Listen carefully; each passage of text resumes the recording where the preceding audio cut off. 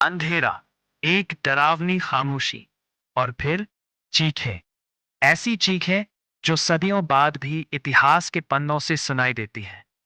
यह कोई कल्पना नहीं है। ये भारत के इतिहास का वो अध्याय है जिसे पढ़ते हुए रूह कांप जाती है। साल था 1398 और भारत की ओर मौत पड़ रही थी। उस मौत का नाम था तैमूर लंग। मध्य एशिया से आया एक आक्रांता, शरीर से लंगड़ा लेकिन दिल से बेहद निर्दयी। तैमूर के लिए युद्ध सिर्फ जीत नहीं था, युद्ध था संहार। जहां वह पहुंचा वहां ना सभ्यता बची, ना मानवता, सिर्फ आग, खून और खामोशी। भारत एक समृद्ध देश, मंदिरों की घंटियां, आस्था की गूंज और जीवन से भरी धरती। लेकिन तैमूर की नजर में यह सब लूट और विनाश था। जैसे ही उसकी सेनाएं भारत की सीमाओं में घुसी, गांव जलने लगे, घर उजड़ने लगे।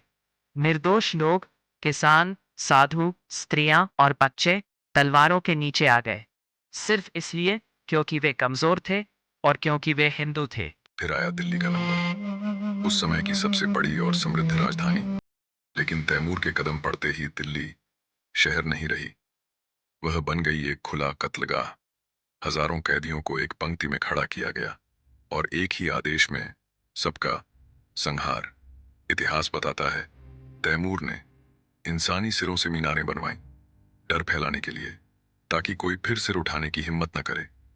सड़कों पर लाशों के ढेर थे, हवा में मौत की बदबू थी। माईं अपने बच्चों को ढूंढती रहीं, बच्चे अपने माता पिता को। मंदिर टूटे, आस्था रौंदी गई और ईश्वर मौन रहे। ये युद्ध नहीं था, ये नरसंहार था। लूट और खून से भरा इतिहास अपने साथ लेकर तैमूर लौट गया, पीछे छोड़ गया उजड़ी दिल्ली, टूटा भारत और वो घाव जो सदियों तक भर नहीं पाए।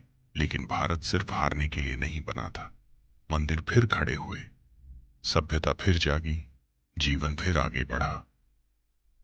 ये कहानी बदले की नहीं है, ये कहानी है याद रखने की।